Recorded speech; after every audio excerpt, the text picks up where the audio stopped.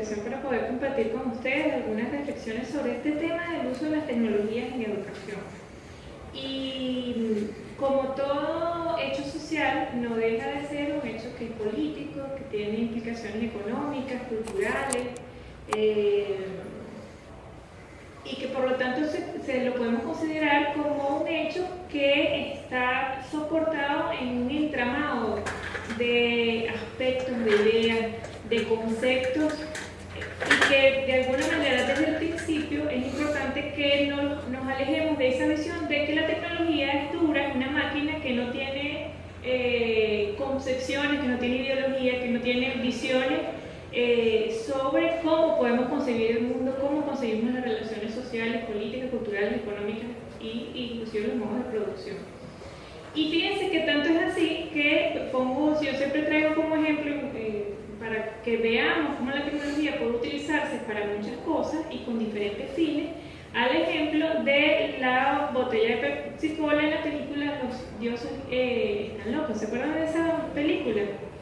Es una película donde hay una botella de Pepsi-Cola que cae en el medio de una población africana y que es una botella que fue concebida originalmente como un fin, ¿sí? Que el fin es poder tener una bebida gaseosa, específicamente de una empresa de refresco que es la Coca-Cola. Lo interesante es todo lo que pasa con esa botella, todos los usos que a esa botella le da a esa comunidad en donde caen, porque ellos, alejados de esa concepción inicial de para qué había sido hecha esa botella, ellos van utilizando la botella según los ámbitos de emergencia, como diría Harold, para qué la puedo utilizar. Entonces, bueno, se utiliza desde como un artefacto musical, se utiliza como medio para defenderse, se utiliza como un carrito, se utiliza según los requerimientos que cada uno de nosotros tengamos, ¿no? Y tal como sucede con la botella en esa película, puede suceder con la tecnología. Bien sabemos que, y cuando hablo de la tecnología, no solamente es de tecnología, información y comunicación, es decir, podemos utilizar energía nuclear para hacer mucho daño, y podemos utilizar energía nuclear para sanar, por ejemplo. ¿Sí? Entonces, partiendo de eso y de la concepción que tengamos sobre el uso de las tecnologías amplias, es que podemos entonces caer en cuenta cómo las tecnologías de información y comunicación también pueden ser utilizadas para lo que tiene que ver con la gestión del conocimiento social transformador, que se trata de un conocimiento que comprende la visibilidad y además la legitimidad de diferentes fuentes de saber que no son solamente las académicas y que dialogan con aquellas fuentes académicas explícitas, de manera que en conjunción las dos, en ese diálogo, puedan visibilizar acciones de transformación a la realidad. Específicamente tomando una referencia sobre conocimiento social transformador, digamos que tenemos los tres aspectos que lo comprenden. Estamos hablando de un conocimiento que primeramente es social. ¿Pero por qué es social? ¿Porque tiene que ver con temas sociales? ¿O por qué? ¿O porque tiene que ver cómo se origina el conocimiento como tal? ¿Cómo lo ven ustedes? Cuando hablamos de conocimiento social.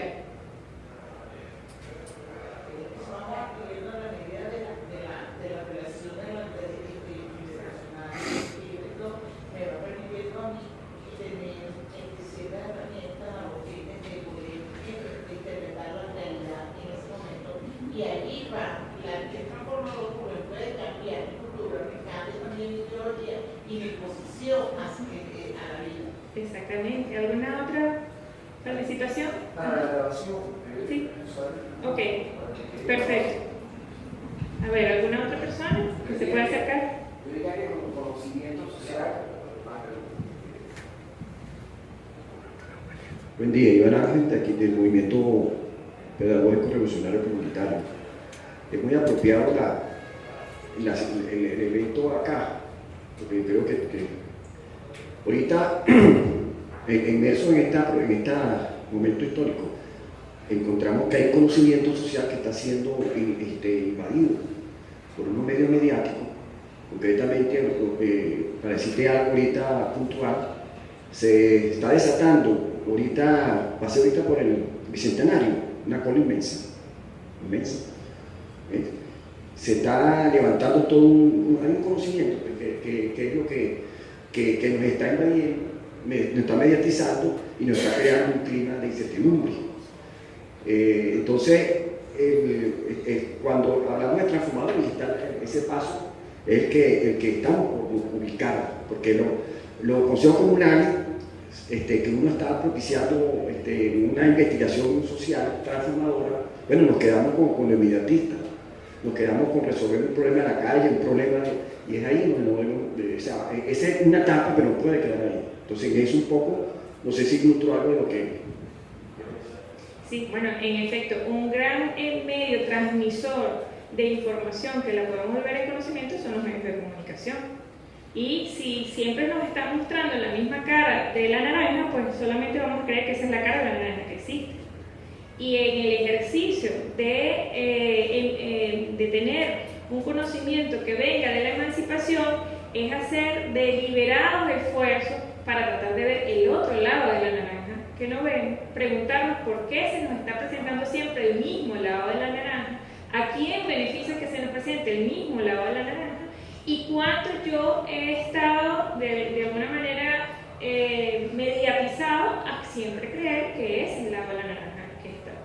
Desde la perspectiva del aprendizaje transformador, que hay un autor que se llama Mesirov, que ha escrito mucho sobre eso, es poder revelar los marcos de referencia con los cuales nosotros actuamos. Y la revelación de ese marco de referencia es un ejercicio deliberado, consciente. ¿Por qué me pasa a mí eso todo el tiempo? ¿Por qué yo inmediatamente cuando me veo la cola en el Bicentenario yo voy corriendo porque me estoy moviendo sobre el concepto de la escasez y me estoy dejando llevar fácilmente, bueno, por toda la matriz de opinión que puede generarse nada más, no solamente en los medios de comunicación, sino a través de las redes sociales que ahorita tienen muchísimo impacto? ¿Por qué cuando me llega a mi celular un mensaje que tiene que ver que secuestraron, que mataron, que alerta, que no sé qué, yo inmediatamente se los mando a los demás sin pensar cuál es el efecto que puede tener ese mensaje? Y sin además darnos permiso de averiguar si eso será verdad, esto será cierto, eso es de dónde viene, a quién beneficia que este mensaje se esté corriendo de lugar en lugar.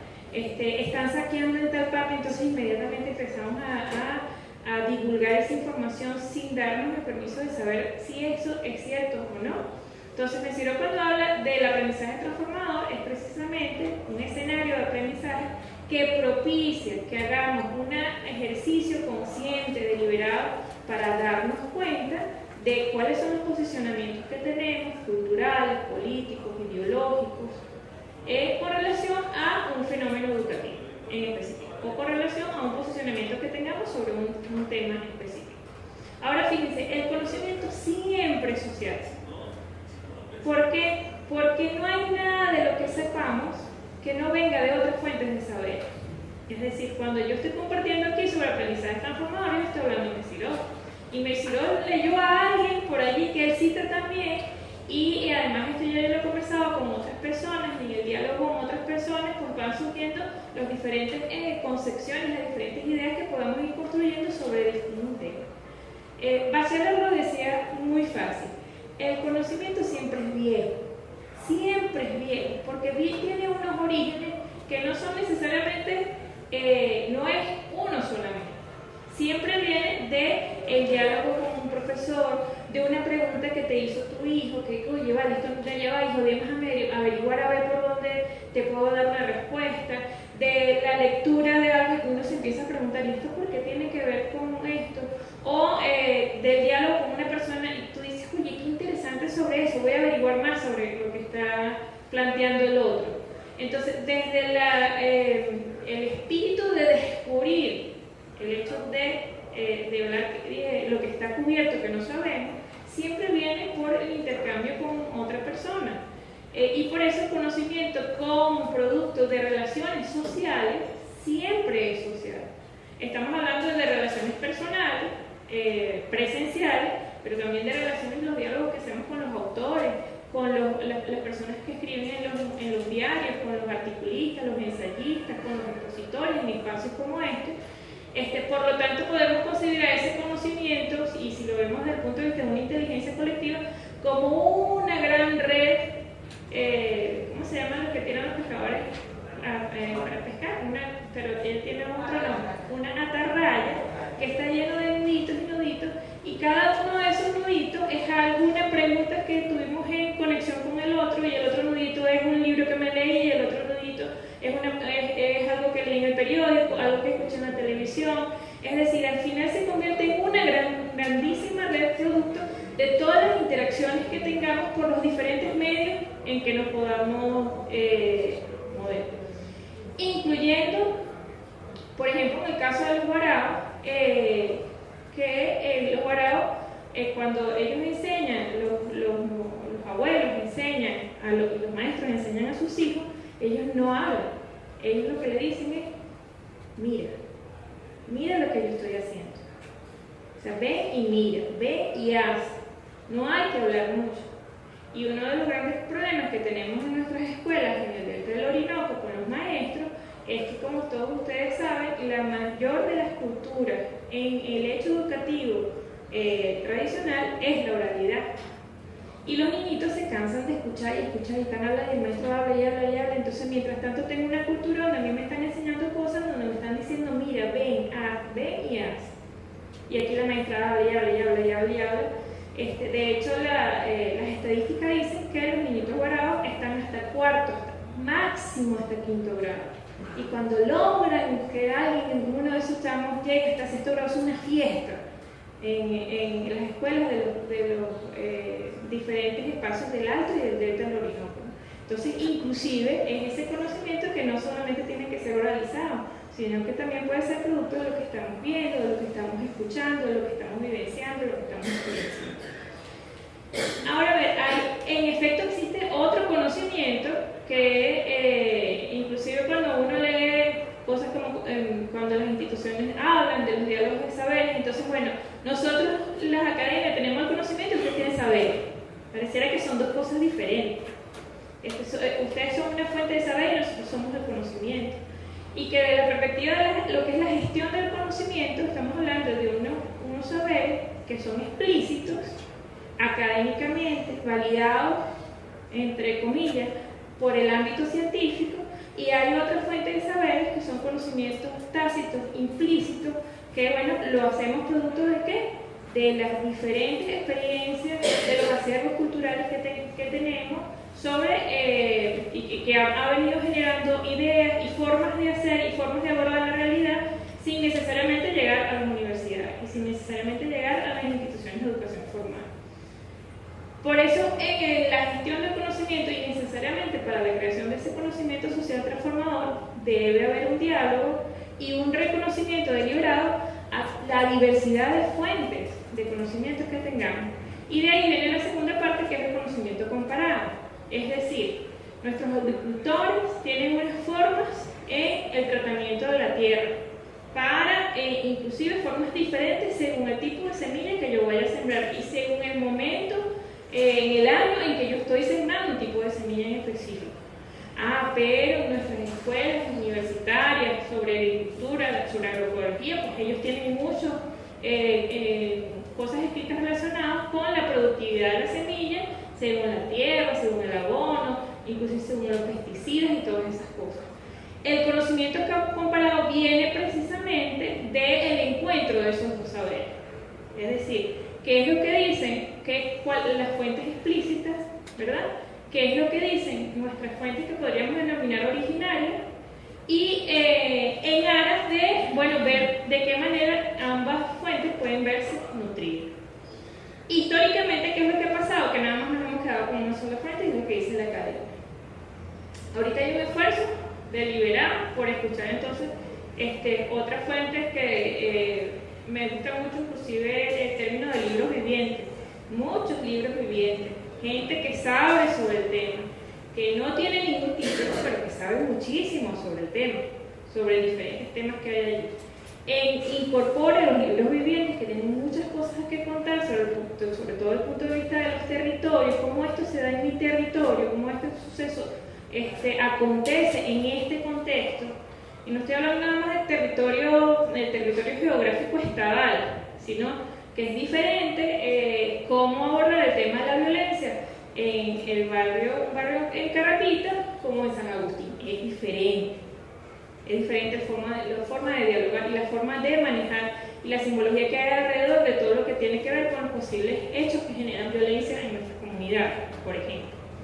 Ahora, si yo uno estos dos, las diversidades de fuentes de saber, que inclusive cuando yo hablo de libros vivientes, alguien me dice, pero pareciera que libros vivientes que es un ancianito que sabe muchas cosas, como nuestros maestros en los pueblos originarios, ¿no? Un libro viviente puede ser un chamo, porque no hay nadie mejor para aprender sobre tecnología que tener un chamo al lado, ¿no? De hecho, muchos cursos que yo he dado sobre tecnología, información y comunicación, Beira me ha acompañado en alguno de esos cursos.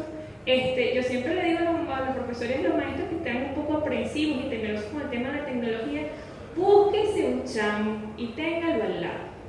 Y eso le resuelve rapidito. Ellos no se leen los manuales, no leen manuales de instrucciones ni de los teléfonos, ni de nada. Ya ven acá, esto se hace así, y téngalo allí como una fuente de saber y un comodín para poder avanzar en el medio de las contradicciones con el uso de las tecnologías de información y comunicación. Ahora, cuando las diferentes fuentes de saberes, además, nosotros las unimos y vemos la potencialidad que esas fuentes tienen para generar transformaciones, es que generamos un conocimiento social transformado. Entonces, el conocimiento social, ¿por qué? Porque es producto del diálogo y de lo colectivo. Es comparado porque entonces utilizo diferentes fuentes de saberes, lo que dice la academia, lo que dice la ciencia, lo que dice la partera, lo que dice la señora que soba.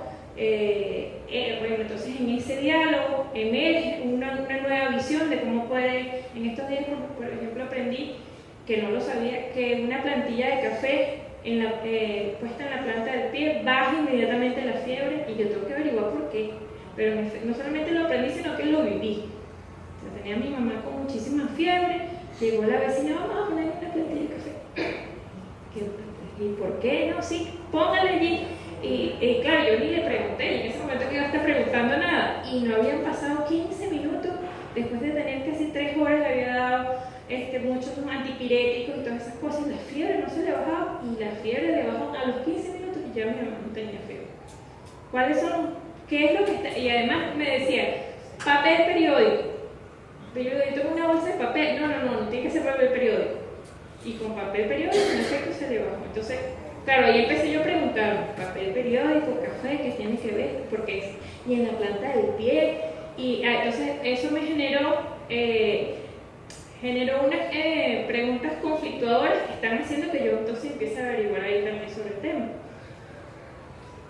Cuando entonces estos dos temas además se unen para la transformación de las realidades, entonces es que aparece esa visión del conocimiento social transformado, que por supuesto está muy ligado a la idea de que solamente cuando el conocimiento es usado para poder actuar y para poder incidir en todas las realidades que tengamos que transformar, entonces no estamos hablando de una verdadera educación para la emancipación, para la liberación y por supuesto para la soberanía. Si nosotros vemos cuál es el principio y los fines de la educación en nuestra ley orgánica de educación, esa es la vía para poder alcanzar lo que establece nuestra ley orgánica de educación.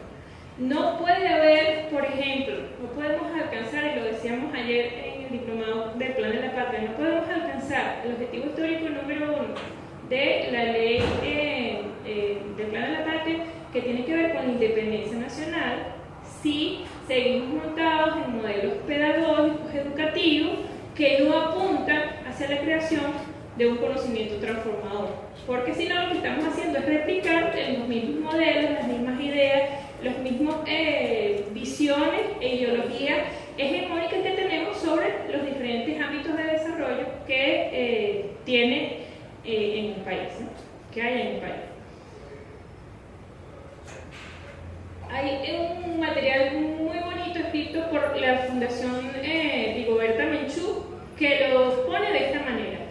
Se puede tener una visión y comprensión profunda lograr. Y para eso las universidades somos buenísimos. Y los académicos, los investigadores, hacemos descripciones, hacemos estudios de cómo se articula, de cómo se reproduce, pero continuará igual a pesar del conocimiento logrado. Es la viabilidad de la transformación la que le da una calidad diferente al proceso. Escuché muchas oportunidades a la que era la rectora de la Universidad Experimental de la Seguridad, a la profesora Soraya Lasca, cuando estaban levantando el trabajo para el baremo de evaluación de los docentes, que como todos ustedes saben, en instituciones de educación universitaria, para poder pasar de una categoría docente a otra, pues existen unos baremos con unos puntajes, unos indicadores, unos criterios. Se ha escrito artículos, se ha hecho investigación, se ha elaborado materiales educativos, bueno, si está estudiando, si logró el título de maestría, si es doctor, todas esas cosas. Y Soraya se paró y dijo, aquí el único indicador con el que podemos medir la calidad docente de esta universidad es que disminuyamos la violencia en cátedra. Ese es el único indicador. O sea, si nosotros realmente vamos a ser una institución de educación universitaria transformadora, es que logramos disminuir la violencia en el sector donde estamos anclados. Y para lograr la disminución de la violencia hay que lograr una nueva concepción, una nueva construcción de lo que es la función de un funcionario policial. Hay que lograr nuevas representaciones sociales de lo que son los funcionarios policiales dentro de CATIA, porque bueno, ya la gente, no sé si a ustedes les pasa, pero a veces uno no sabe si eso te hace más cuando ve a alguien que tiene algunas características que tú sientes que te va a robar algo, o si cuando uno ve a un funcionario policial. Por muchos años pues nos hemos visto amedrentados por figuras que históricamente pues han sido opresoras del pueblo. Entonces decía, bueno, hay que hacer un trabajo con eso. Cuando se baje la violencia escolar dentro de las instituciones de educación educativa en CATIA, cuando disminuyamos el número de mujeres violentadas por problemas de violencia doméstica, cuando disminuyamos el microtráfico, o por lo menos cuando esa comunidad se haga consciente de que tiene todos esos problemas y que son problemas de los cuales ellos son responsables y actores de transformación de esa realidad también. Entonces ahí es cuando uno dice que no va a haber un cambio educativo o no va a haber un cambio en la visión educativa que tenemos si no tomamos en cuenta a la educación y a los diferentes actores y actores que participamos en la educación como sujetos políticos de transformación. Es decir, aquí estamos planteando cuándo vamos a dar el salto de la educación bancaria que nos hablaba Freire a esa educación para la transformación.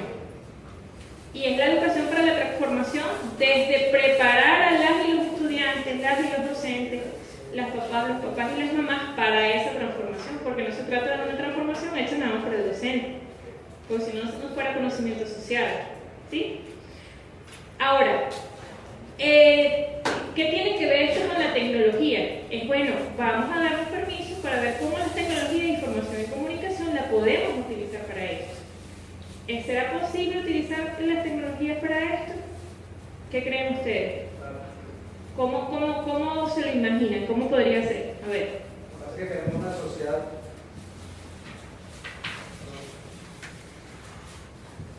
Ahorita mismo tenemos una sociedad que está bastante mediatizada y accesa fácilmente a todos los medios electrónicos disponibles a través de las redes, porque vienen disponibles en los teléfonos celulares.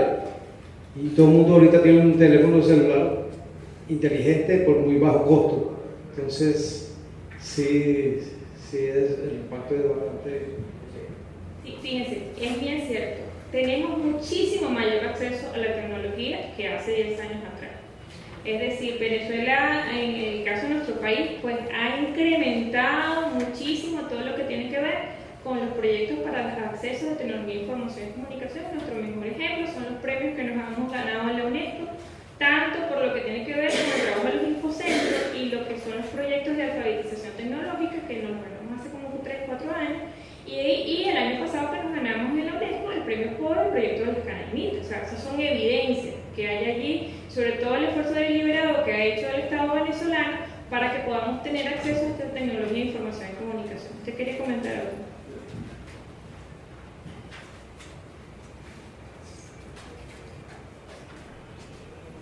Bueno, yo diría que en esta reflexión, que hasta qué punto esta comunicación está ganándole la pelea, porque yo decía que estuve en una escuela, Barnola, San Martín, que es un modelo, escuela bolivariana, y es una tacita de oro realmente académica, ¿sí?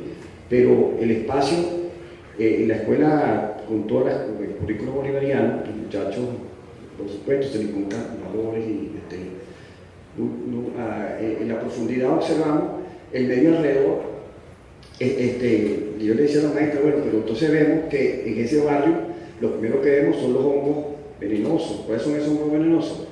Las televisiones por cable, DirecTV, sobre todo, se ven todos esos alrededor del sitio donde está. Entonces, el reto que tenemos realmente es cómo logramos ante esos misiles, porque esa es otra forma de dominación que tenemos hoy, pues la dominación ahorita es tecnológica y es ahí donde el imperio está jugando a todos sus intereses, y por eso tenemos un modelaje que en el fondo está buscando eso, ¿sí? Entonces yo diría que para no quedar esto bien, yo le decía a los maestros que vamos a enseñar a los niños a ser críticos, ¿no? Porque la televisión nunca no vamos a quitar esos medios así por así. Yo creo que es la concientización de la gente y las escuelas que pudiéramos impulsar del sí, eso, ¿cómo podemos ser un maestro que sea descodificador?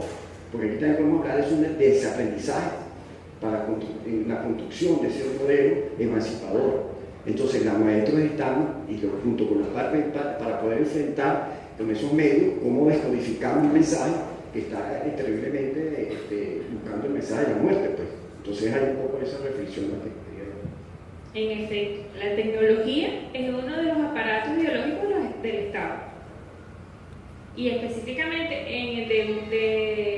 de dónde surgen los grandes desarrollos tecnológicos de los países que históricamente han sido denominados como desarrollados, cuyos modelos son capitalocentristas. De allí surgen los grandes modelos tecnológicos. Claro, ahorita le está saliendo y le está rugiendo ahí en la cueva China y India con otros, y además todo lo que está sucediendo con el tema de las tecnologías libres, muchas comunidades que están trabajando sobre eso, que digamos que son como que respuestas contrahegemónicas a lo que siempre ha permanecido aquí. Y entonces, ¿cuál es el ejercicio? Tal como usted lo decía, desde nuestras escuelas, no solamente en los espacios de educación formal, sino en cualquier espacio, empezar a tomar conciencia y empezar a develar qué es lo que está detrás del uso de esa tecnología. ¿Qué es lo que está detrás? El presidente nos animó muchísimo, por ejemplo, nuestro presidente eterno, a utilizar Twitter. Porque, bueno, además la campaña por el Twitter y en las redes sociales es muy fuerte. Pero ¿quién administra Twitter como tal? Sigue siendo Estados Unidos.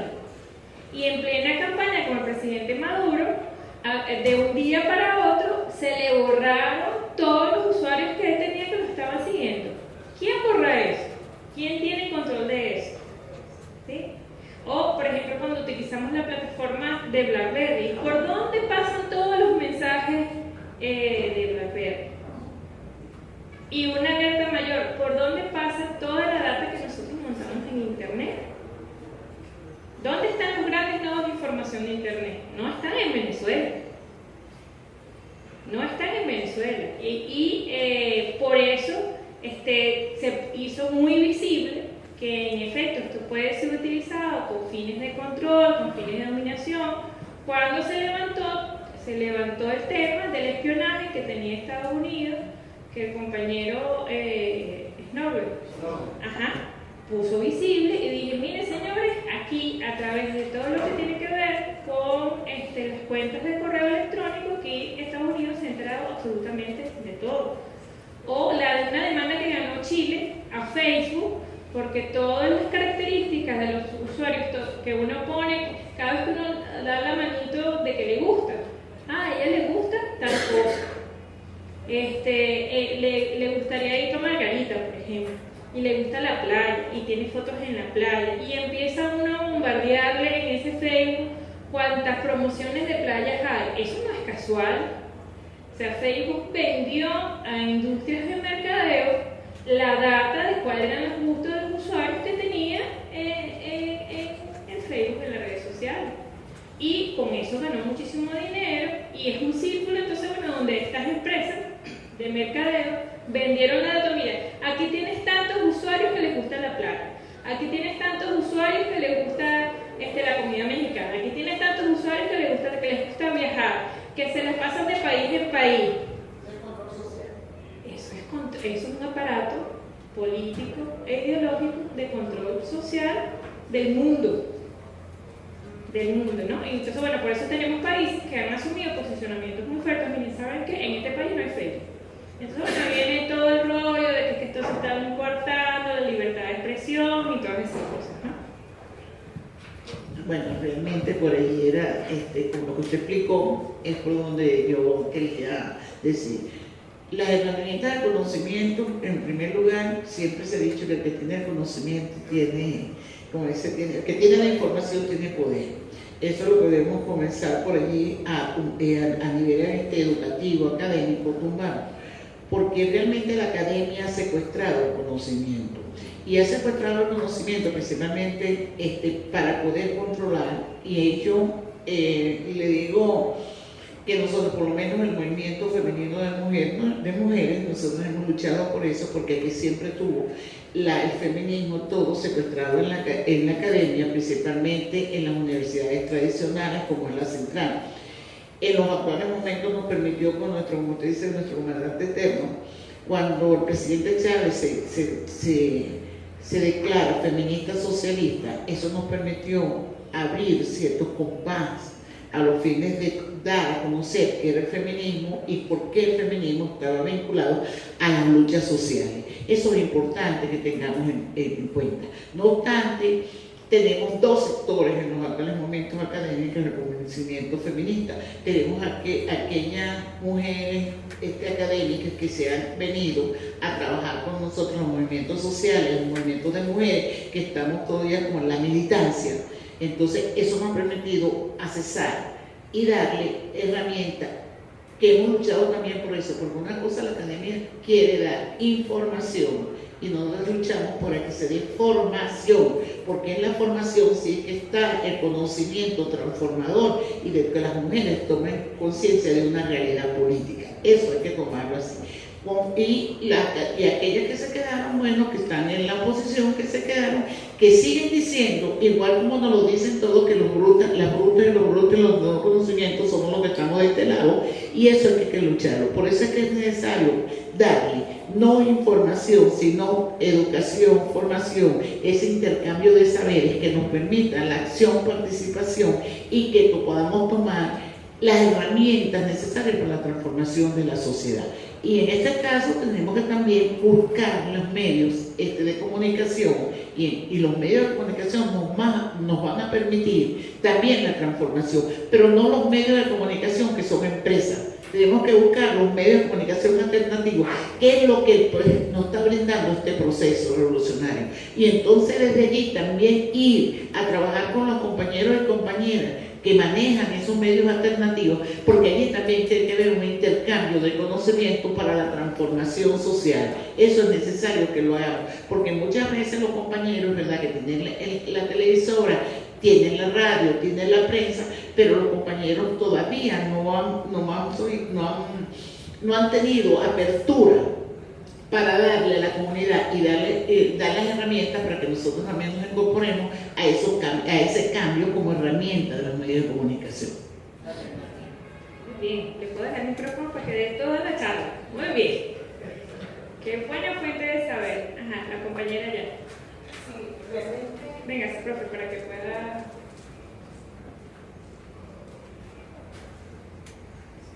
Buenos días a todos, compañeros. Realmente estoy muy de acuerdo con la exposición suya y la de la profesora, ¿es su nombre? La profesora Edith. En verdad, es muy cierto lo que ella dice, y cuando estábamos en la ponencia anterior, yo estaba por preguntarle al profesor Campos si en la UNEFA había esa posibilidad que estuvo por un tiempo que se le daba a las comunidades o a los consejos comunales o en general para uno accesar a la parte tecnológica, para hacer cursos, para formar, para crear blog, para aprender a crear blog y muchos conocimientos que uno aún así como profesional uno lo desconoce. Entonces yo pienso que debería, no sé, no estoy informada, no he ido hasta allá para preguntar eso. Ajá, pero sí realmente necesitamos, porque ¿cómo es que llaman? Los infocentros, les falta conocimiento, y hay regiones, hay lugares, ciudades de los municipios que los equipos no están en condiciones. ¿Ves? Y estamos atrasados en eso. Gracias. Y bueno, las instituciones de educación universitaria se incorporaron activamente a todo el plan de alfabetización tecnológica. De hecho, se dieron sus espacios de laboratorio para que las comunidades fueran precisamente a formarse para el uso apropiado y crítico de la tecnología de información y comunicación. No sé si lo siguen haciendo, porque yo sé que el plan fue actualizado y ameritaba la incorporación ya no solamente de ese manejo técnico de la herramienta, sino bueno, ¿y esta herramienta para qué la voy a utilizar? ¿Con qué fines la voy a utilizar? ¿Con qué propósito? ¿Para qué me va a ayudar? Que entonces, bueno, tiene que ver precisamente con el entramado social y político de lo que implica el uso de la herramienta tecnológica. Tal como lo dice allí, las tecnologías son un producto sociotecnológico, no es hierro puro. O sea, cada vez que sale una tecnología, y ahorita que estamos hablando de tecnologías digitales y tecnología de información y comunicación, hay objetivos precisos detrás de esas tecnologías, que pueden ser objetivos para la dominación y pueden ser objetivos para la eliminación.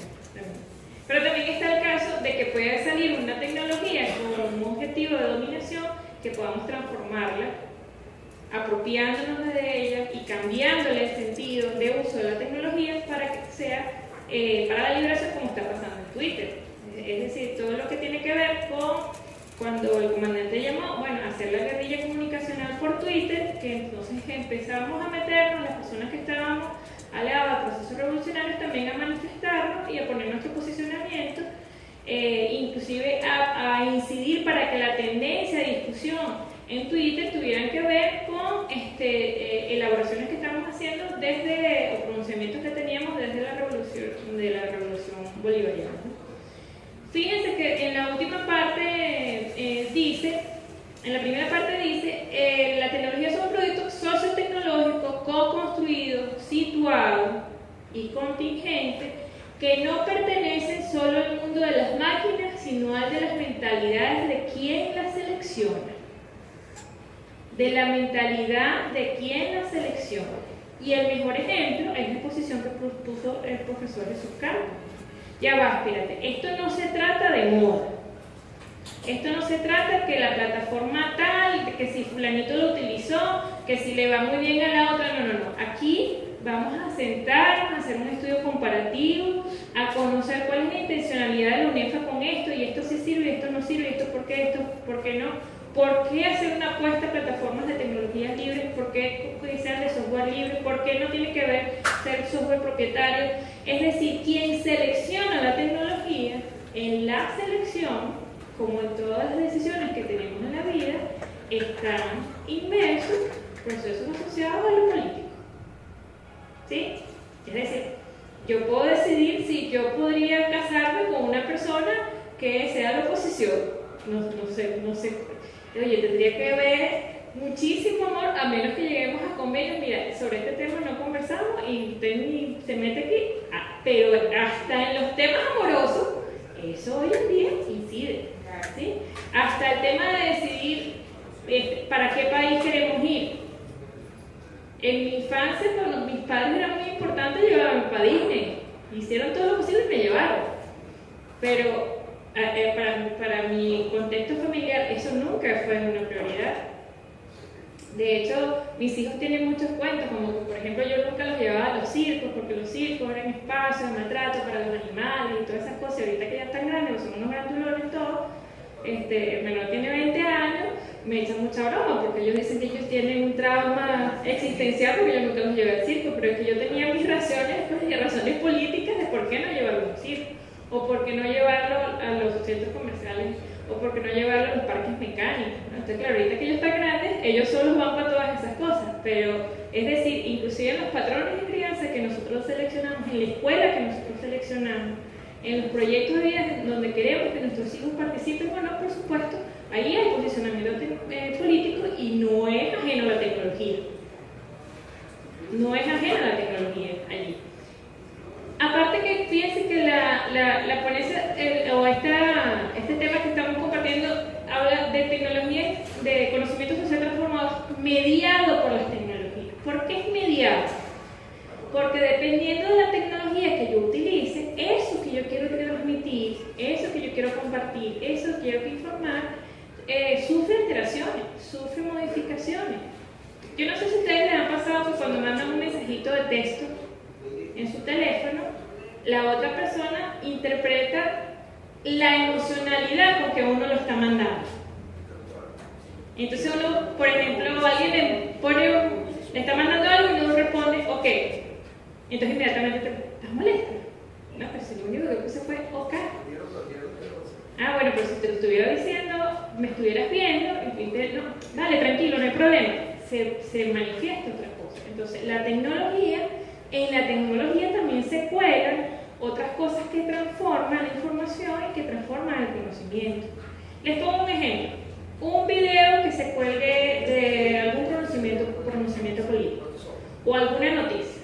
Y está abierto el espacio para que la gente empiece a comentar esa noticia. Dependiendo si los comentarios son más a favor o son menos a favor, la lectura de la noticia cambia.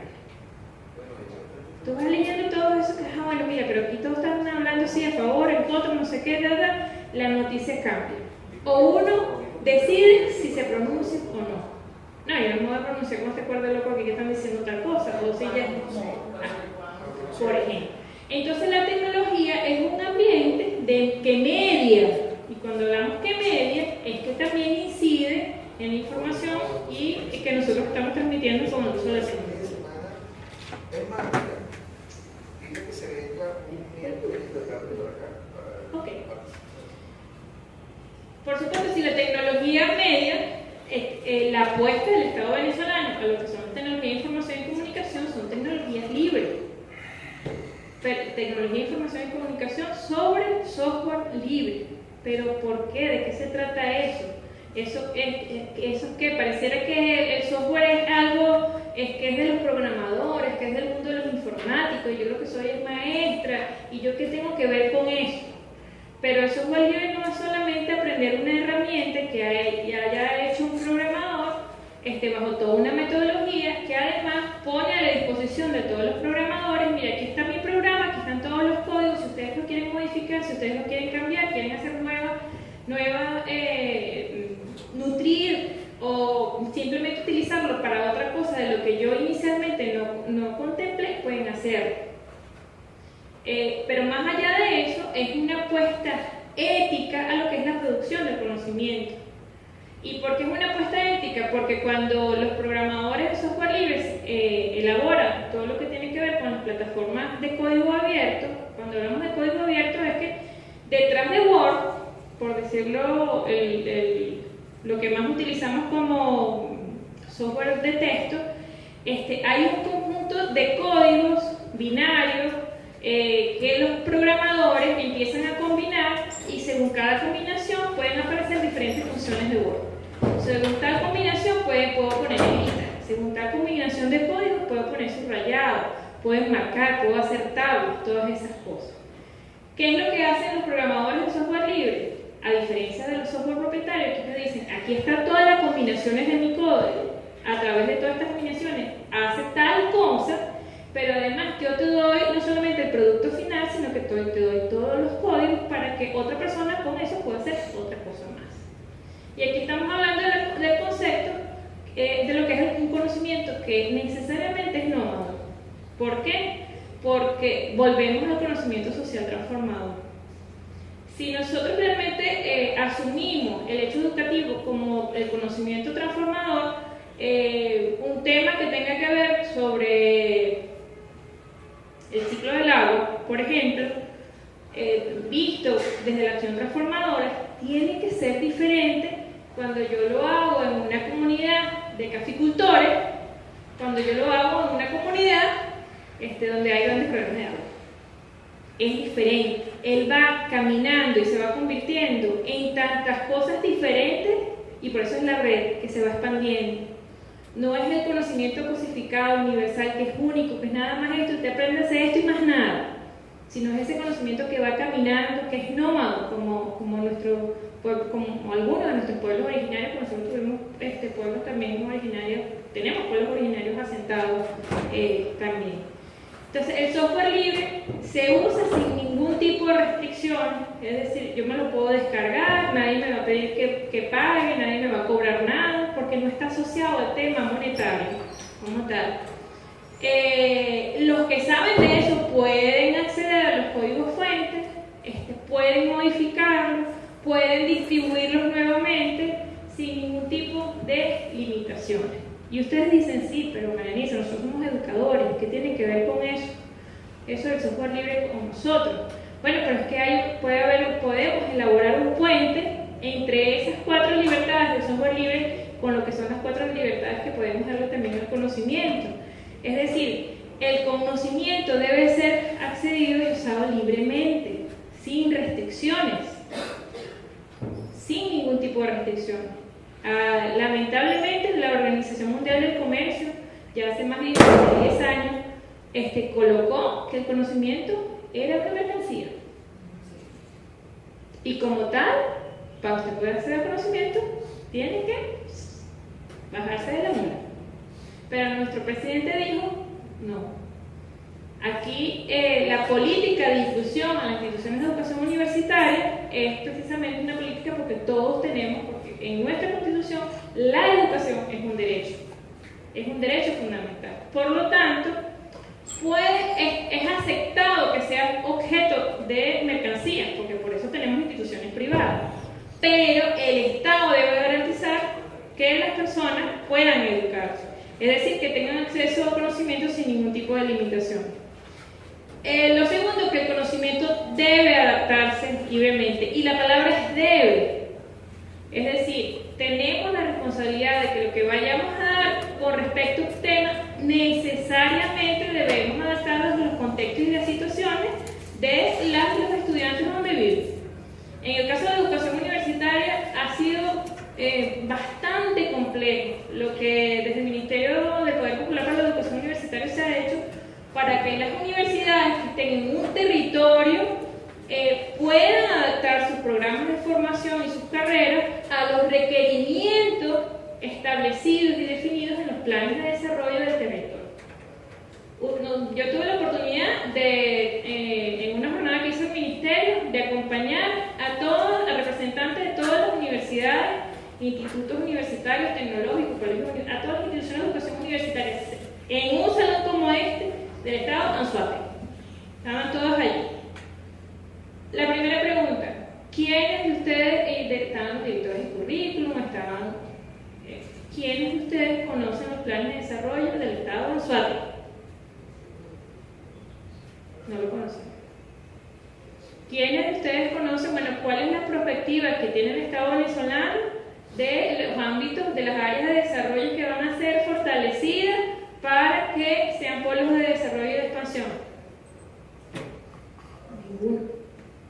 Entonces, las instituciones, y eso pasa con las escuelas también, divorciadas de la vida. Divorciadas de la vida. Y por ejemplo, en esa jornada que tuvimos con Anzoátegui nos dimos cuenta que todo lo que es el tema forestal, donde Anzoátegui tiene grandes reservas forestales y hay unos planes de desarrollo de todo lo que tiene que ver con lo forestal, ninguna institución de educación universitaria estaba formando para eso. Es más, en Anzoátegui no hay ninguna institución de educación universitaria que forma para los temas del litoral, teniendo ellos una gran costa, por ejemplo. Entonces, cuando hablamos de que entonces ese conocimiento, así como el software libre, los códigos pueden ser adaptados a la realidad que tenga un programador para poder atender una demanda, la educación y el hecho educativo debe ser adaptado a las demandas que tiene los contextos territoriales de donde estemos habitando, ¿no? El conocimiento debe ser compartido libremente, por supuesto, y además de eso, el conocimiento adquirido puede ser mejorado tantas veces sea necesario. Entonces, bueno, ahí viene un tema ético, no, bueno, pero es que yo no voy a divulgar las cosas que yo he hecho, las cosas que yo he escrito, porque viene alguien por ahí y me lo plagia, me lo copia, me lo cambia. Pero ese es un rollo de esta generación, eso no es un rollo de los chamos y las chamas actuales donde se comparten todo, no, sí, cámbiale el nombre ahí, quítale el mío, le pones tu nombre, no sé qué, y lo llevas, y lo traes, y lo pones. Ellos están en una ética que comparte diferente a la nuestra, sin ningún tipo de restricción. Ay, el profe me ayuda aquí con la... Okay. Si vemos todo esto, ¿para qué entonces podríamos utilizar las tecnologías de información y comunicación para la gestión del conocimiento social transformador? Primero, para garantizar que la gente tenga acceso a fuentes de conocimiento. Eso es lo primero. Pero ahí está un pequeñito detalle. Y que además es preocupante. Todos los años hay una empresa que se llama Global Research que hace una investigación de qué contenidos tenemos en la web. Cuántos son de economía, cuántos son de las ciencias sociales, cuántos abordan el tema de la biotecnología, en qué idiomas están, de qué instituciones y desde qué países se están elaborando. Y ahí tenemos una perlita. Como por ejemplo, el 94% de los contenidos que están en internet no son en español. Por lo tanto, nos queda un 6% en español. Por lo tanto, no vayan a creer ustedes que ese 6% lo elaboramos nosotros. De ese 6%, el 4% lo elabora España. Y lo que queda lo elaboran los otros países que manejamos el español, de los cuales Venezuela, pues yo no puedo decir cuánto es. Y entonces allí es donde uno tiene que preocuparse, porque además si vemos quiénes son los que están colocando esos contenidos ahí en internet, bueno, son los países de desarrollo que tienen sus modelos capitalocéntricos. Y ahí entonces uno se pregunta, bueno, sí, perfecto, yo garantizo que estén las fuentes de conocimiento allí para todo el mundo, pero ¿qué tipo de conocimiento es al que yo estoy accediendo? Una profesora que pone un ejemplo muy bueno. Si usted pone la palabra el capital en Google, como en la página 14 le sale el capital de Marx. Pero todo lo primero que sale no tiene que ver con el capital de Marx. Tiene que ver con el capital de mercado, con las ofertas de capital, con las bolsas de valores, con todas esas cosas. Y como en la página 14 que usted va a conseguir el capital de Marx, a menos que usted ponga el capital de Marx. Entonces, inclusive, en aquello que a usted le sale de primero, cuando usted hace una búsqueda en internet, ahí hay unos filtros de qué es lo que va a aparecer primero allí. Y ustedes no sé si se dan cuenta que entonces del lado derecho también le aparecen otras cosas que están relacionadas, bueno, porque además esto es pago. O sea, las empresas pagan para que esto salga de primero. García Canclín, que es un investigador uruguayo, que escribe mucho sobre todo el tema social de la tecnología y todas esas cosas, él dice, ¿cuál sociedad del conocimiento? Si en ese internet lo que tenemos es pura información que viene precisamente de esos modelos de desarrollo que a lo mejor Latinoamérica se quiere deslindar, que no tiene que ver con la epistemología del sur que habla Boaventura, por ejemplo. Es decir, vamos a empezar a escribirnos desde lo que nosotros somos, no desde los modelos eurocéntricos, por ejemplo. O de los modelos androcéntricos, donde son los hombres que escriben, o de los modelos adultocéntricos, que son los adultos los que tenemos la verdad. Y las investigaciones que dicen que lo que es la ciencia, toda la tendencia de quienes hacen ciencia y quienes hacen tecnología son hombres blancos, urbanos y sin discapacidad, además. Y entonces lo que está allí responde es a la visión de los hombres, los blancos, y que están además en urbes muy desarrolladas. Y por supuesto de una mirada, si es desde los países de desarrollo, bueno, desde una mirada colonizadora. Y esa es la información a la cual nosotros accesamos. Si nosotros queremos utilizar la tecnología de información y comunicación para la generación de un conocimiento social transformador, nosotros tenemos que empezar a escribir y a producir para visibilizar esas formas en que nosotros estamos pensando el desarrollo de los diferentes ámbitos, valga la redundancia, de desarrollo del país. Es decir, ¿quién está escribiendo y visibilizando cómo, qué es lo que está pasando en las tomas de decisiones en los consejos comunales? ¿Quién está escribiendo y visibilizando al mundo social? ¿Quién está visibilizando que hay unos modelos, que hay un modelo ecosocialista productivo que se está tratando de implementar en el país? Es decir, ¿quién está visibilizando lo que García Canclini denomina, en respuesta a la sociedad del conocimiento, una sociedad del reconocimiento? Es decir, reconózcanos, nosotros vemos la cosa de una manera diferente y aquí estamos mostrando cómo la vemos nosotros de una forma diferente, para no quedarnos solamente con el entramado de información que ya sabemos de qué vía que viene. Entonces, y este es un tema que no es solamente relacionado con tecnología de información y comunicación, sino quiénes estamos escribiendo las cosas que estamos haciendo, para que los otros lo sepan, para que además los otros, oye, mira este consejo comunal, todos los rollos que tuvo, porque inclusive desde los errores nos podemos aprender mucho. Ya sabemos que por ahí no es la vía que tenemos que meternos, vamos a meternos por una forma diferente, ¿no? ¿Quién está visibilizando los modos de desarrollo que están aconteciendo aquí en el país?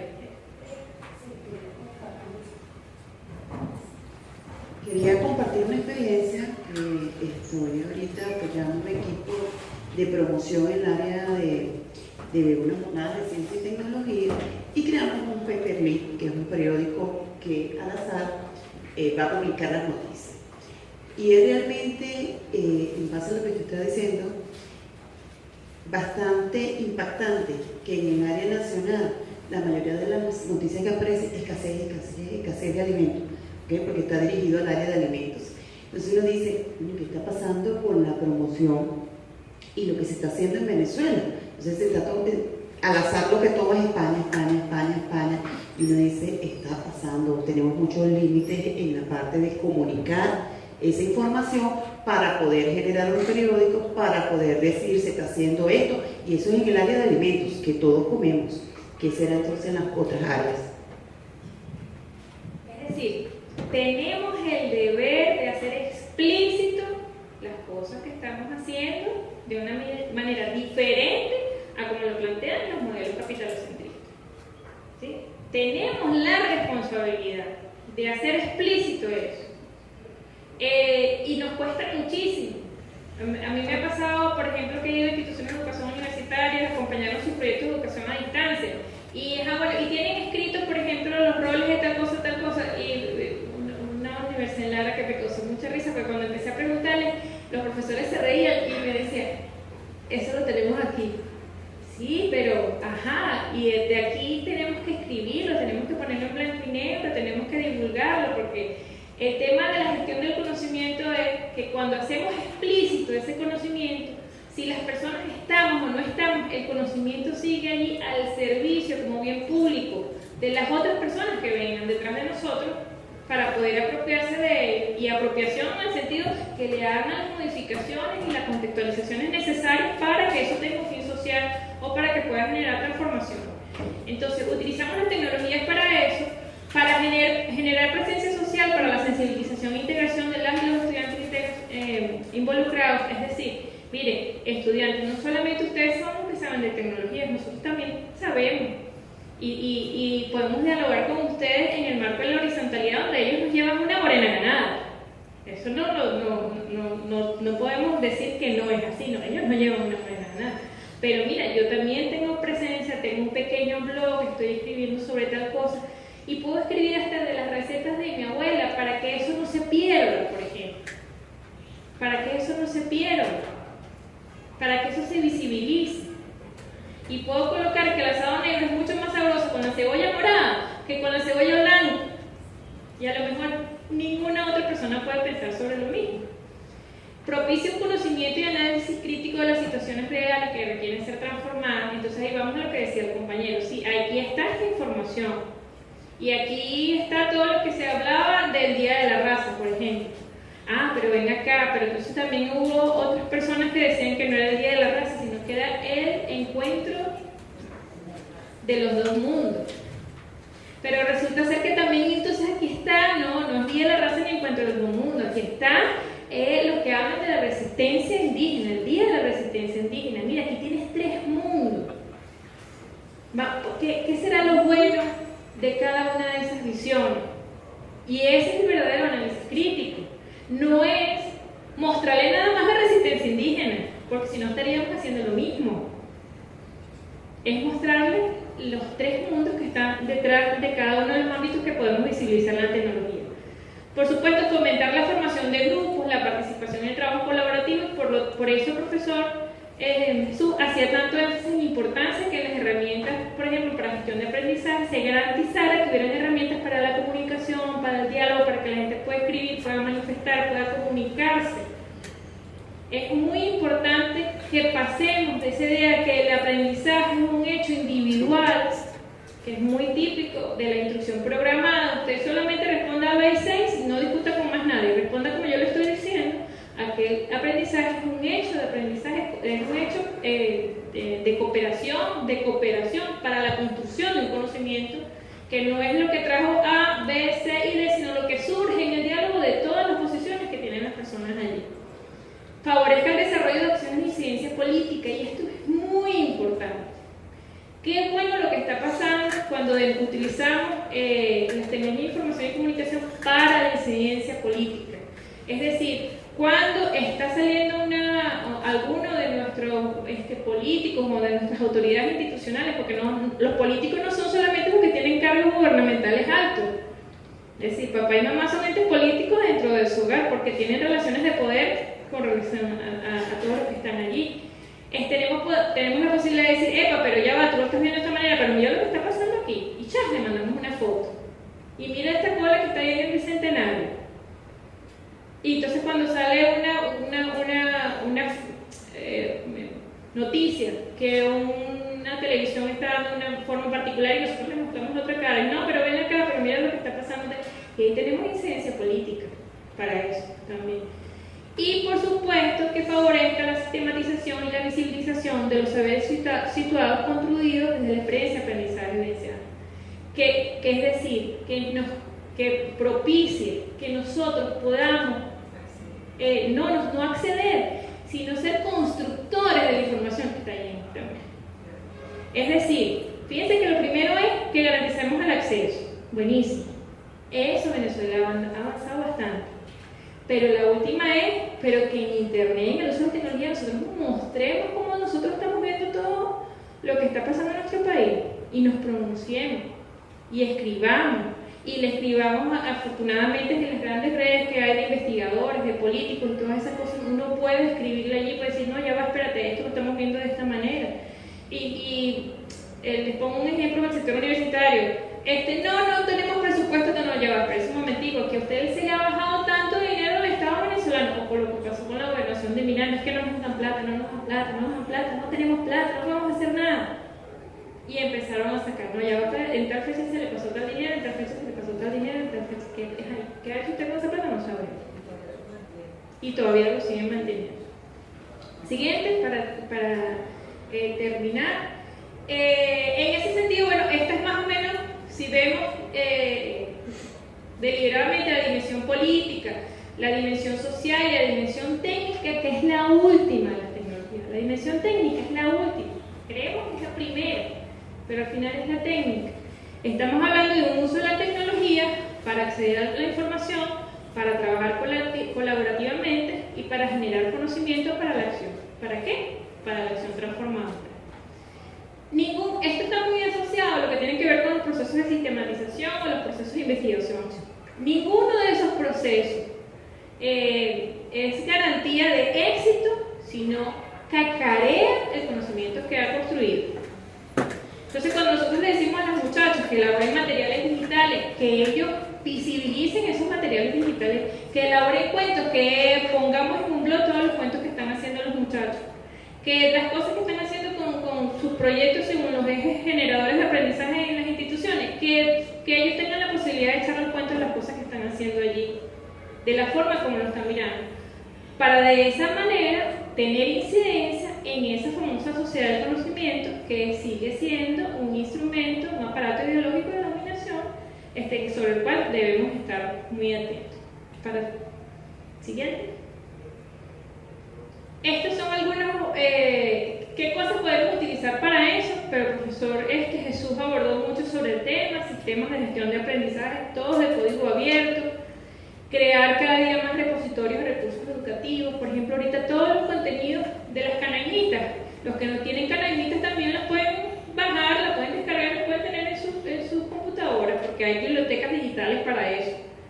Herramientas para el intercambio y la creación de saberes, herramientas de comunicación síncrona, que estamos hablando de herramientas de comunicación en tiempo real. Ya no puede ser una limitación el tema del espacio, el tema del encuentro en un espacio en común, porque la compañera viene de Marina, está desde ayer aquí, está aprovechando que está en Marina, pero que está aprovechando que está aquí en Caracas, pero si ella no hubiera tenido la oportunidad de venir allá, pues no estuviera participando aquí sobre eso, ¿no?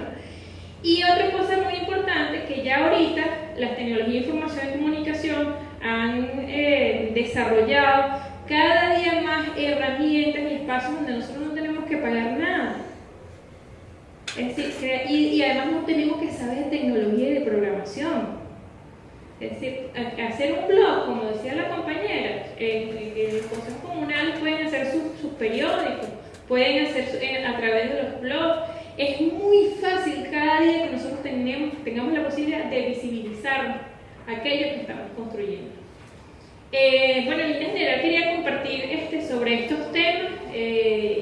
Creo que es muy importante que nos sintamos comprometidos como sujetos políticos transformadores de eso que está pasando con las tecnologías de información y comunicación, porque necesariamente están vinculados al hecho educativo transformador, de los cuales por supuesto ustedes son actores y actoras protagonistas de todo lo que está pasando en los ambientes formales de educación.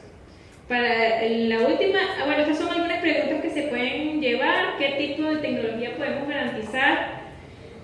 De manera que a distancia acontezcan en un territorio donde habitamos cada una de las acciones antes mencionadas, porque ese es el otro tema.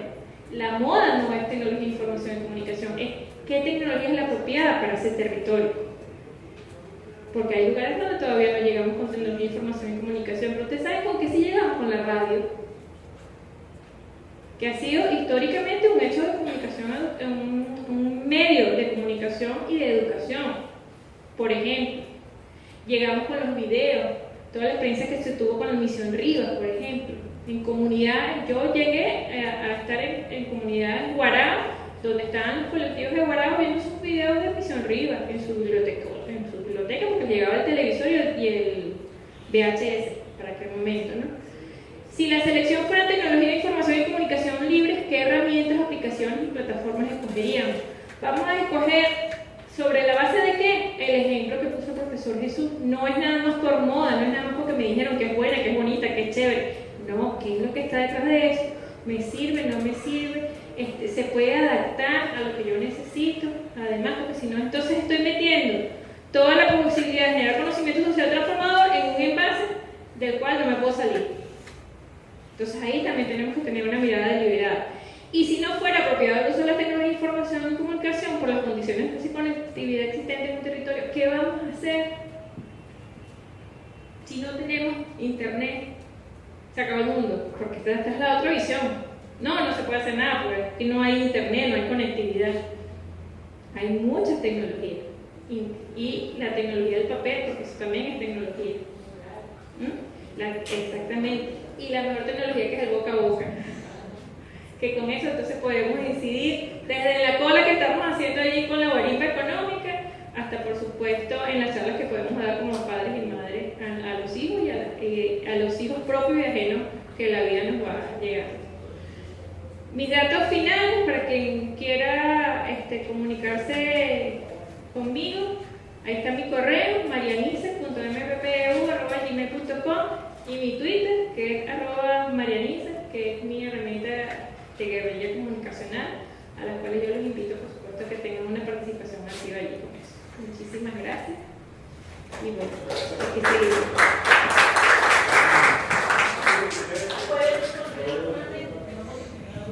Muy importante. Qué bueno que me preguntaste. ¿Qué significará eso que está ahí? Venezuela, desde el 29 de noviembre, tiene unas licencias ya legales para uno poder publicar de forma abierta lo que uno produce. Y entonces eso es la imagen de un tipo de licencia que